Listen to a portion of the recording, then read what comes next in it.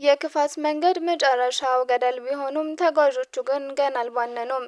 ማህሌት በዝና የቀረበላትን ብሩክን ይቅርታ ጠይቀሽ ግቢ የሚለውን ትዕዛዝ ይዛ በሀሳብ ትባዝናለች። ዝና ገንዘብ ነፍጓታል። 5000 1000 እያለ ያሾፈባት ካባረራት በኋላ ለታክሲ እንኳን አታ በጎዳና ላይ ቆማለች። ኪሷ ባዶ ነው። ልቧ ግን በበቀልና በጭንቀት ተሞልቷል። እንዴት ነው ብሩክ ፊት የምቆመው ስትል ራሷን ትጠይቃለች። ግን አማራጭ የላትም። ዝና ያዘዛት ለሰላም ሳይሆን ለስለላ እንደሆነ ጠንቅቃ ታውቃለች። በዚሁ መሃል ነው እንግዲህ ከደላላው ጋር ፊት ለፊት የተገናኘችው። ደላላው ያንን ደረቅ ሳቁን እየሳቀ በባዶ ተስፋ ሊያታልላት ይሞክራል። የቅድስት ፍቅር በአፍንጫዬ ሊተክለኝ ነው እያለ በፊት ሲቀልድ፣ ማህሌት ግን የውስጧን ንዴት ወጣ። አንተ ስትሞት መሬት እንኳን አትቀበልህም፣ ቀብርህ ይነዳል ትለዋለች። ማህሌት ወደ ብሩክ ቤት የምታደርገው እያንዳንዱ ጉዞ እንደ ሞት ከብዷታል። እያንዳንዱ እርምጃ ወደ ኋላ ይጎትታታል። ይቅርታ የሚለው ቃል በአንደበቷ ላይ እንደ ሾህ ይለበልባታል። ይሁንና የዝና ዛቻና የገንዘብ ጥሙ ክፉኛ የገረፏት ወደፊት ትሄዳለች። በሌላ በኩል በብሩክና በሞገስ ያለው ወንድማማችነት እንደ ጽኑ አለት እየጠነከረ ነው። ሞገስ በሆስፒታል አልጋ ላይ ሆኖም ስለ ወደፊቱ ያልማል። ብሩክ ደግሞ የወንድሙን እጅ አጥብቆ ይዞ ንብረታችንን እናስመልሳለን፣ ዝናንም ዋጋውን እናስከፍለዋለን ሲል ቃል ይገባል። ይሄ ፍቅርና መተማመን ነው እንግዲህ ማህሌት ልትረብሸው የምትመጣው። ዝና በቢሮ ተቀምጦ የሰይጣን ሳቁን እየሳቀ ማህሌት ብሩክ ቤት ገብታ የምታመጣለትን ወሬ በጉጉት እየጠበቀ ነው። ለሱ ማለት ሰው መጠቀሚያው ነው። ሎላም በክብሯ፣ ማህሌትን በገንዘብ፣ ሞገስን ደግሞ በንብረቱ እያስፈራራ ለመቆጣጠር ይሞክራል። ወደ ሆስፒታል ስንመለስ በሞገስና በብሩክ መካከል ያለው የወንድማማችነት ፍቅር ልብን የሚነካና በጨለማ ውስጥ የሚያበራ ብርሃን ይመስላል። ሞገስ በሞትና በህይወት መካከል በነበረበት በዛ በጭንቅ ሰዓት ብሩክ ያሳየው ጀግንነት በአድናቆት ይወሳል። ታናሽ ሆነህ የታላቅህ ጠበቃ ነበርክ ይለዋል።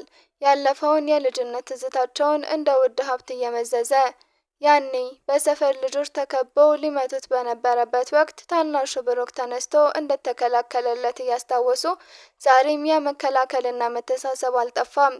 ብሩክ የወንድሙን እጅ አጥብቆ ይዞ ያረጋጋዋል።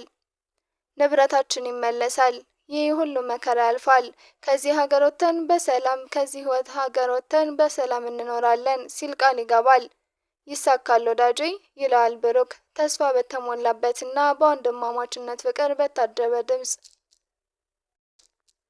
ነገር ግን ከሆስፒታሉ ቅጥር ግቢ ውጭ ዝና በሎላ ላይ ተንጠልጥሏል። ዝና ያንን የጭካኔ ፈገግታውን እያሳየ በሞገስ ንብረት ላይ የጫነውን እግድ እንደ ሹላቢላዋ ተጠቅሞ ሎላን በክብሯ ላይ ሊደራደራት ይሞክራል። የሰው ልጅ እድል መጀመሪያ የሚባለው እንዲህ አይነት አጋጣሚዎችን ሲጠቀም ነው እያለ በዛ መርዛማ አንደበቱ ሊያሳምናት ይጥራል።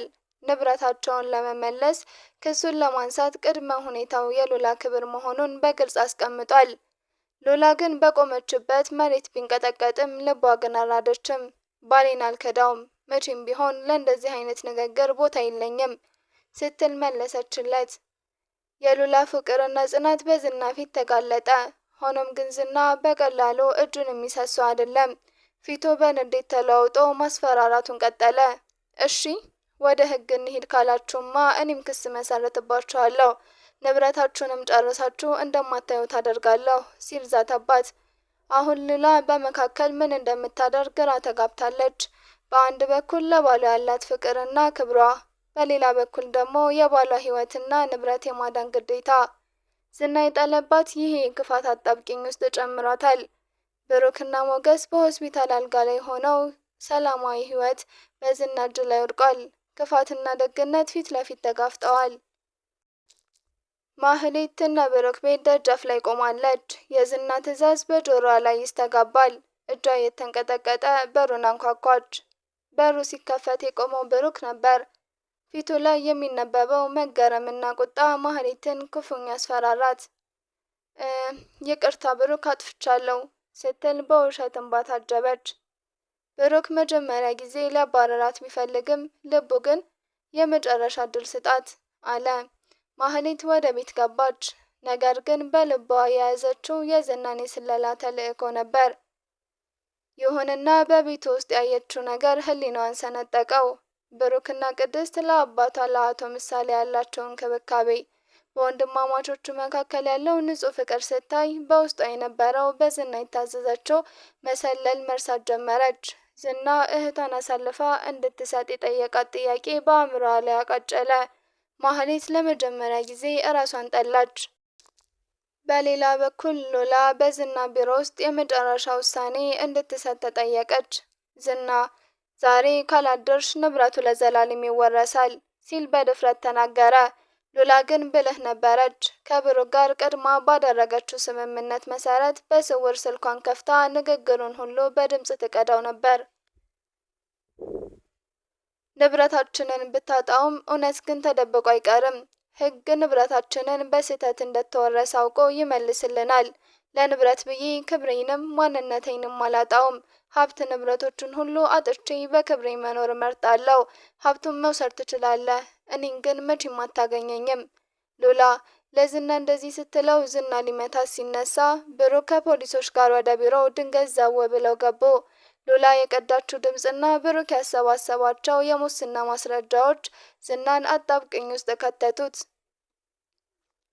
ያ የክፋት ግንብ በአንድ ጀንበር ሲፈራርስ ዝና በካቴና ታስሮ ሲወሰድ፣ ያ አስፈሪ ግርማ ሞገሱ በሽንፈት ተተካ።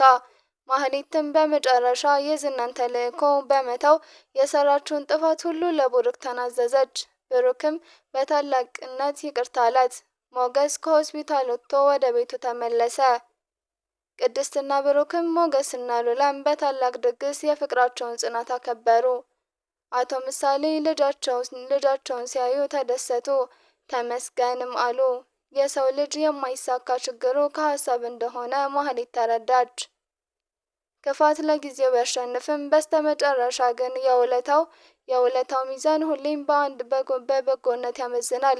ብርሃን ጨለማን ያሸነፈ ቢመስልም የዝና ክፋት ግን እንደ እሳት ፍም በአመድ ውስጥ ተቀብሮ መቆየቱ ማንም አላስተዋለም።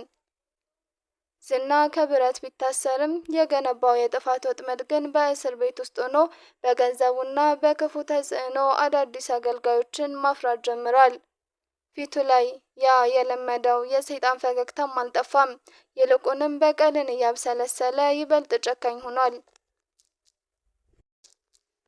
በእስር ቤት ጎብኚ በሚመስሉ መልእክተኞች አማካኝነት ወደ ውጭ ትዕዛዝ ማስተላለፍ ጀመረ። የመጀመሪያ ኢላማው ደግሞ ያቺ የከዳችው ማህሌትና እስር ቤት የከተተው ብሩክ ነበሩ። በአንድ ምሽት ማህሌት በሰላም ተኝታ ሳለች ስልኳ ይጮሃል። የማታውቀው ቁጥር ነው። ስልኩን ስታነሳው የሚሰማው ድምጽ ግን የዝና ነበር። ማህሌት፣ እስር ቤት የገባሁት ለሽርሽር መሰለሽ? የከዳሽኝ ቀን የሞት ፍርድሽን እንደፈረምሽ ወቂ። የምትወዳቸው ሰዎች ሁሉ በአንድ ዋጋ ይከፍላሉ የሚል ቀዝቃዛ ማስፈራሪያ። ማህሌት ደንግጣ መሬት ተዘረረች። ዝና ስልኩን ዘጋው። ዝና ከእስር ቤት ሆኖ የቤተሰቡን ሰላም መበጥበጥ ቀጥሏል። ብሩክና ቅድስት ሰርጋቸውን ለማዘጋጀት በሚሯሯጡበት ወቅት በየቀኑ የማይታወቁ ሰዎች ቤታቸው ዙሪያ ይሽከረከራሉ። አልፎ አልፎም በደጃፋቸው ላይም የማስፈራሪያ ደብዳቤዎች ይጣላሉ። የሞገስን ንብረት ይመለሳል ቢባልም ዝና ባልታወቁ የህግ ሰንሰለቶች እንደገና እንዲታገድ በውስጥ ደባ እየተሰራ ነው። አንድ ቀን ሞገስ በመንገድ ላይ ሁለት ሰዎችን መንገድ ዘግተውበት አስቆሙት። ዝና ሰላም ብለዋል ብቻ ብለው ተሰወሩ። ቤተሰቡ ላይ ፍርሃት ነገሰ። ቅድስት አባቷን አቶ ምሳሌን ይዛ ወደ ሌላ ቦታ ለመሸሸግ ብታስብም የዝና ሰዎች መከታተል እንደማያቆሙና መሄጃ እንደሌላ ታውቃለች። ብሩክ ዝና በእስር ቤት መሆኑ ብቻ ሰላም እንደማያመጣ፣ ይህ ሰውዬ ከእስር ቤት ሆኖ እንደፈለገ የሚያዛቸው ብዙ ሰዎች አሉት ማለት ነው እያለ በንዴት ይጮሃል። አሁን ከእስር ቤቱ አጥር ጀርባ ያለው ዝና ነው። ማህሌት ለብሩክ ዝናን ማውቀው እኔ ነኝ። እስር ቤት ሆኖ ሰዎችን በገንዘቡ እየደለለ ከሚያስገድለን ክስህን አንሳ፣ እናስፈታው፣ ያለበለዚያ ሁላችንንም እንደሚያጠፋ ናውቃለሁ አለችው። ዝና በቀጣይ ምን ያደርጋቸዋል? በብሩክና በቅድስት ሰርግ ቀን ምን ያደርጋል? ማህሌት ዝናን ፈርታ መልሳ የዝና ሰላይ ትሆናለች ወይስ እነ ብሩክን ሳትገዳ ከጎናቸው ትሆናለች የሚለውን በቀጣይ ፓርት የምናየው ይሆናል። ለቻናሉ አዲስ ከሆናችሁ ላይክ፣ ሼር፣ ሰብስክራይብ በማድረግ ቤተሰብ እንድትሆኑ ጠይቃለሁ። ባይ ባይ።